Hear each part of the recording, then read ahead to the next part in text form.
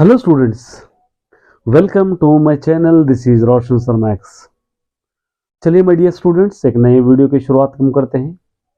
बहुत ही interesting video है, सभी स्टूडेंट्स देखिए इस वीडियो को। आपने थंबनेल देखा होगा, एग्जाम्स का टेंशन खत्म। और बहुत सारे स्टूडेंट्स सोच रहे होंगे कि शायद अभी एग्जाम्स कंडक्ट नहीं किए जाएंगे या एग्जाम्स में पास कर दिया जाएगा। इस तरीके के बहुत सारे स्टूडेंट्स इस थंबनेल को देखकर समझ रहे होंगे। पूरे वीडियो को देखेंगे तो आपको पता चल जाएगा कि एग्जाम का टेंशन हम किस तरह फ्री कर सकते हैं।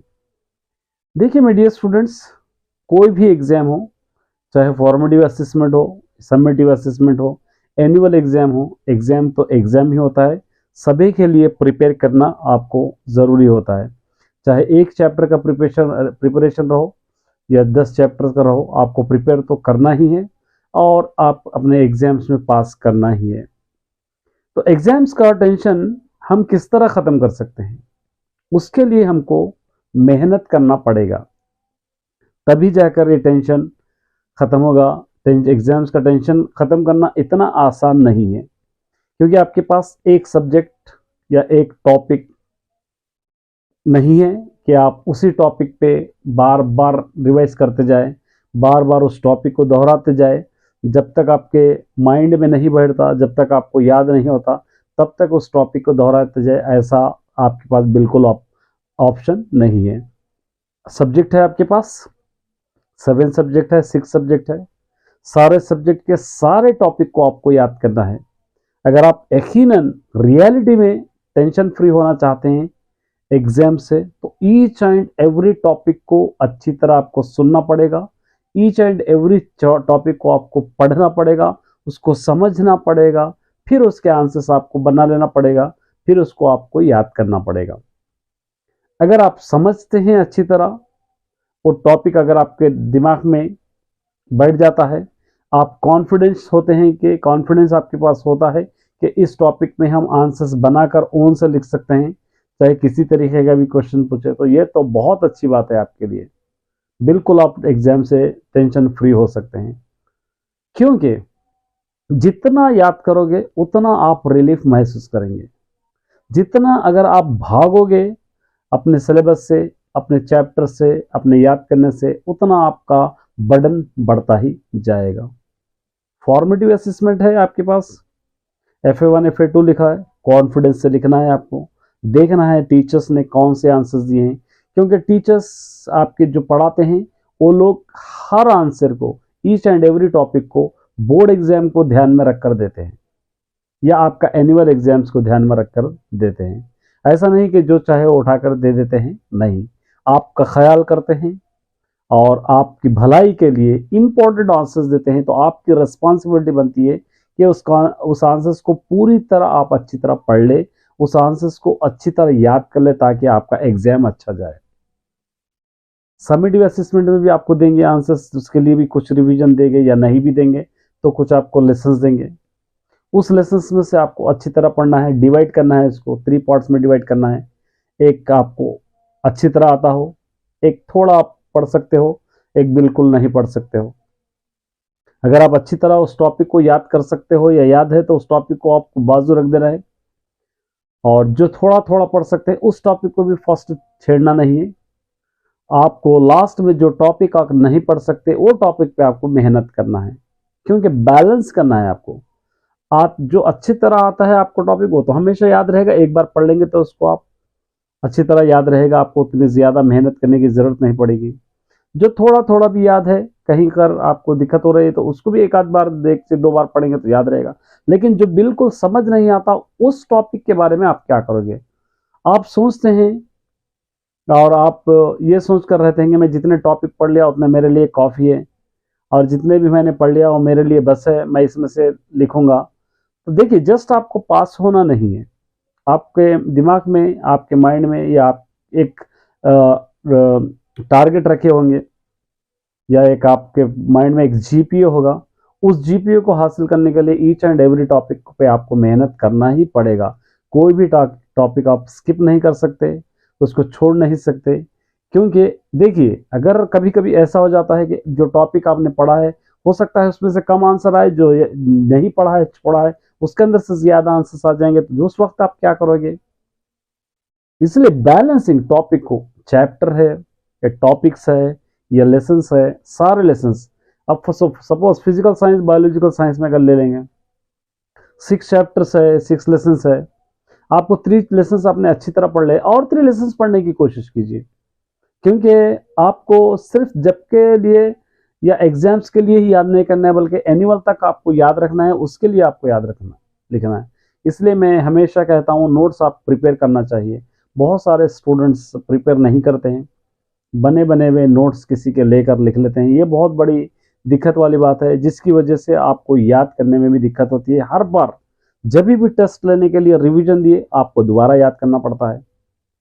फॉर्मेटिव असेसमेंट आपका खत्म हो गया, सेम आंसर्स अगर एक 10 दिन के बाद फिर देंगे तो फिर आप उसको याद करते हैं। क्यों? क्योंकि आप रिवाइज नहीं कर पाते, ना ही उस आंसर्स को फिर एक बार देखने की कोशिश करते हैं। फिर ये आप ये दिमाग में नहीं सोचते हैं, ये आपके दिमाग में नहीं आता है कि अरे इस आंसर्स को मैं एक बार रिवाइज कर लूँ ताकि एनुअल में भी इस आंसर्स को लिखूँ। नहीं याद करते हैं, उसको छोड़ देते हैं, फिर एग्जाम के वक्त ही उसको याद करने की कोशिश करते हैं। और जब आपके एनुअल एग्जाम या सबमेटिव एग्जाम्स या उसी तरह बोर्ड एग्जाम आएंगे तो तब के लिए बहुत सारा पोर्शन आपका रह जाएगा। तो कितना आप याद कर पाओगे, 1 दिन में, 2 दिन में, 4 दिन में, 10 दिन में? उसके लिए एक मेहनत अभी से आपको करना है, उसके लिए एक रास्ता आपको बनाना है, एक प्री प्लान बनाना है आपके लिए, एक रोड मैप आपके लिए बनाना है। वो रोड मैप को फॉलो करते ही जाना है। मैं वीक में 7 डेज होते हैं, हर दिन 2-2 घंटे 2-2 सब्जेक्ट को मैं रखूँगा, या ईच एंड एवरी सब्जेक्ट या 6 सब्जेक्ट 7 सब्जेक्ट है तो उसके लिए मैं एक इजी सब्जेक्ट को आधा घंटा और जो टफ सब्जेक्ट है उसके लिए 1 घंटा, इस तरह आप डिवाइड करेंगे तो 8 सब्जेक्ट अगर पढ़ते जाएंगे, जितना आप पढ़ोगे उतना एग्जाम के करीब आप जाओगे, उतना आपका एग्जाम का टेंशन फ्री हो जाएगा, टेंशन खत्म हो जाएगा। कुछ भी याद नहीं करे, किसी पे डिपेंड है या कुछ आप समझे ही नहीं, टीचर्स लेसन पढ़ाते, लेसन पे लेसन पढ़ाते चले गए, आप भी सुने भी नहीं, कंसंट्रेट भी नहीं करे। देखिए अगर लेसन आप कंसंट्रेट भी करे होंगे तो उसको एक बार घर पर आकर रिवाइज करेंगे तभी वो याद रहेगा आपको। स्कूल में पढ़े, छोड़ दिए, घर तक आकर भूल गए तो फिर जल्दी भूलने के भी चांसेस होते हैं। तो माय डियर स्टूडेंट्स, बोलने का मतलब यह है कि टेंशन खत्म का मतलब यह है आपके हाथों में है। आप चाहे तो उस टेंशन को ख़त्म कर सकते हैं, चाहे तो उस टेंशन को बढ़ाते हैं। अगर मेहनत करोगे, वर्कआउट करोगे तो आपके लिए बेहतर होगा। नहीं अगर आप इजी लेते हैं, देखेंगे हम एनुअल के वक्त पढ़ेंगे, देखेंगे हम सबमिटिंग के वक्त पढ़ेंगे, जब दिए जब याद करेंगे, तो सिर्फ टीचर की रिस्पॉन्सिबिलिटी नहीं है। टीचर्स तो अपना काम बखूबी निभा रहे हैं, लेकिन बहुत सारे स्टूडेंट्स क्या करते हैं, टीचर आंसर देंगे तो ही याद करते हैं, नहीं तो याद नहीं करते, क्योंकि हमारे पास कुछ वर्क ही नहीं है। ये अगर ऐसे सोचते हैं आप, तो ये सोच आपको कभी ना कभी डुबो देगी। टीचर नहीं, अगर हाँ मुझको टीचर आज ने वर्क नहीं दिया है तो मुझके पेंडिंग है वर्क, या मेरा रिवीजन बचे हुआ है, इस चीज़ को मैं कर लूँगा, तो ये अगर रिस्पॉन्सिबिलिटी आप बखूबी, अपनी रिस्पॉन्सिबिलिटी आपको खुद निभाना है, किसी और पे आपकी रिस्पॉन्सिबिलिटी थोपना नहीं है। कोई आंसर्स आपके लिए दो या मत दो, आप अपनी रिस्पॉन्सिबिलिटी से अपने सब्जेक्ट को थ्रू आउट करते हुए, रिवीजन करते हुए आगे बढ़ेंगे तो ही आपका रास्ता आसानी से आप एग्जाम लिख पाएंगे, अच्छी तरह आपको मार्क्स भी आएंगे। तो माय डियर स्टूडेंट, एक कुछ बातें थी आपको बतलाने के लिए। रिवीजन भी ज़रूरी है आपके लिए, स्टडी भी ज़रूरी है आपके लिए। बस मैं ये चाहता हूँ कि आप आगे आगे बढ़ते जाए लेसन्स, तो पीछे के लेसन्स को आप रिवाइज करते करते जाए। वीकली 1 टाइम, वीकली 2 टाइम एक टाइम टेबल बना लीजिए आप। मैं जानता हूँ बहुत सारे स्टूडेंट्स को टाइम नहीं मिलता है, लिखना बहुत होता है और बहुत सारी चीज़ें आप बहुत सारे सब्जेक्ट का वर्क भी आपको होता है, टीचर्स भी देते हैं, बहुत सारा बर्डन होता है, मैं समझता हूँ, लेकिन उसके बावजूद भी 1 आध घंटा 2 घंटे आपको याद करने के लिए, रिवीजन करने के लिए निकालना ही पड़ेगा।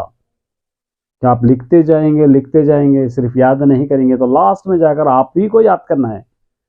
कोई आकर आपका एग्जाम तो नहीं लिख सकते, कोई आकर आपको एग्जाम में हेल्प नहीं कर सकते। आपका एग्जाम आपको खुद लिखना है, तो आप खुद की तैयारी के लिए, उस एग्जाम की तैयारी के लिए तैयारी भी खुद को ही करना है, और वो तैयारी अभी से शुरू करना है। देखिए 3 मंथ्स हो गए, जून हो गया, जुलाई हो गया, अगस्त चल रहा है, इसी तरह और 1-2 महीने अगर सितंबर चले गया तो अक्टूबर में एग्जाम्स रहेंगे, सारा महीना वहाँ पर चले जाएगा। उसके बाद रहेगा नवंबर, दिसंबर, जनवरी, 3 महीने आपके पास, फरवरी 4 महीने आपके पास रहेंगे। ये वक्त जितना तेज़ी से निकल गया वो वक्त भी और तेज़ी से निकल जाएगा। अभी आपके पास सिलेबस कम है, 2 लेसन, 4 लेसन, 8 लेसन है, लेकिन जब आप एनुअल लिखने जाएंगे बहुत सारा सिलेबस आपके पास होगा। कैसे करोगे? तो इसीलिए एग्जाम्स का टेंशन ख़त्म करने के लिए अभी से स्टार्ट कीजिए। वीडियो देखने के बाद स्टार्ट कर देना है कि हमको रोशन सर ने सजेशन किया है कि अभी से हमको पढ़ना है। जो सब्जेक्ट नहीं आता उस पर वर्क कन्वर्ट करना, वो चैलेंज है आपके लिए। इजी सब्जेक्ट तो कोई भी पढ़ते हैं, इजी सब्जेक्ट की तरफ कोई भी आगे बढ़ते हैं, लेकिन जो टफेस्ट होता है उससे आपको लड़ना है, उससे लड़कर आपको जीतना है, तभी आप एग्जाम में जाकर उस सब्जेक्ट के लिए भी बेहतर कर पाओगे। हमेशा कहता हूं मैं कि ऑल सब्जेक्ट आपके लिए इक्वल है, कोई कम कोई ज़्यादा नहीं है। कुछ स्टूडेंट के कुछ सब्जेक्ट इंटरेस्टिंग रहते हैं, कुछ स्टूडेंट के इंटरेस्टिंग रहते हैं, लेकिन दूसरे सब्जेक्ट को हम बिल्कुल छोड़ नहीं सकते हैं, क्योंकि 6 एग्जाम आपको लिखना ही है।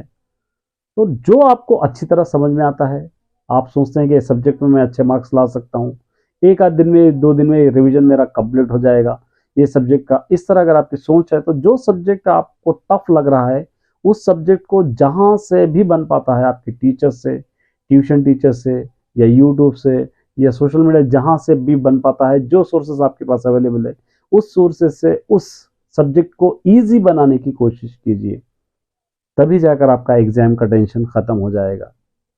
नहीं मेरे लिए मैथमेटिक्स टफ है, मेरे लिए फिजिक्स टफ है, कब तक कहोगे?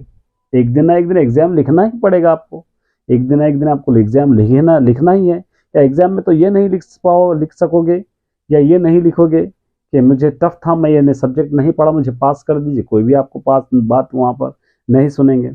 इसलिए कहते हैं कि चिराग रहे सो उतनी देर में ही अपने घर को संवार लेना है। जब तक चिराग जलता रहेगा, रोशनी रहेगी, चिराग बुझ जाएगा तो अंधेरा हो जाएगा। उसी तरह जितने भी आपके सब्जेक्ट चलते रहेंगे, लेसन चलते रहेंगे, तो आपको अपने स्टडीज़ पे फोकस करके अपने अंदर के जज्बे को निकालना है, आपको निकालकर अपने सब्जेक्ट को अच्छी तरह प्रिपेयर करना है। प्रिपरेशन ही बेस्ट वे टू सक्सेस। बस मैं इतना ही कह सकता हूँ। तो इसलिए मैं डियर स्टूडेंट उम्मीद करता हूँ कि इस वीडियो के बाद आप अभी से पढ़ना स्टार्ट कर देंगे। मेरे इस चैनल पे तेलुगु और मैथमेटिक्स कंप्लीटेड अपलोडेड है 2-2 3-3 बार। जहां पर भी डाउट आया, जो चैप्टर आप चाहे वो चैप्टर कौन देख ले सकते हैं। तेलुगु के हर लेसन का आंसर ग्रामर के साथ आप चेक कर ले सकते हैं। दिक्कत आपको कहीं पर भी नहीं होगी। तेलुगु टफ लगता है तो तेलुगु ईजी हो जाएगा, मैथमेटिक्स टफ लगता है तो मैथमेटिक्स ईजी हो जाएगा। दोनों मेरे चैनल से आपको आसानी से पढ़ सकते हैं। और रहे रिमेनिंग सब्जेक्ट, उसके लिए भी मैं मटेरियल आपको पहुंचाता हूं एग्जाम के वक्त, लेकिन वो मटेरियल कब काम आएगा? अब अगर आप पढ़ते हैं तो अब उसका रिवीजन करते हैं, अच्छी तरह मेहनत करते हैं, तो वो मटेरियल वहां पर काम आएगा। अब बिल्कुल ब्लाइंडली है, जब याद करने की कोशिश करोगे तो हर आंसर आपके लिए नया लगेगा, हर आंसर ऐसा लगेगा ये हमने टॉपिक पढ़ा ही नहीं है। वहां तक आपको जाना नहीं है। तो माय डियर स्टूडेंट्स, अभी से स्टार्ट कीजिए, क्योंकि टाइम बहुत कम है, बीतता चला जा रहा है टाइम। उम्मीद करता हूं कि मैं अगर कोई नए स्टूडेंट्स है तो मेरे चैनल को भी सब्सक्राइब कर ले, क्योंकि आपका सपोर्ट मुझे बहुत ज़रूरी है। आपका सपोर्ट ही मुझे इंस्पिरेशन देता है और इंस्पायर आपसे ही होता हूं। और साथ ही साथ कुछ डाउट है तो कमेंट करके बताना।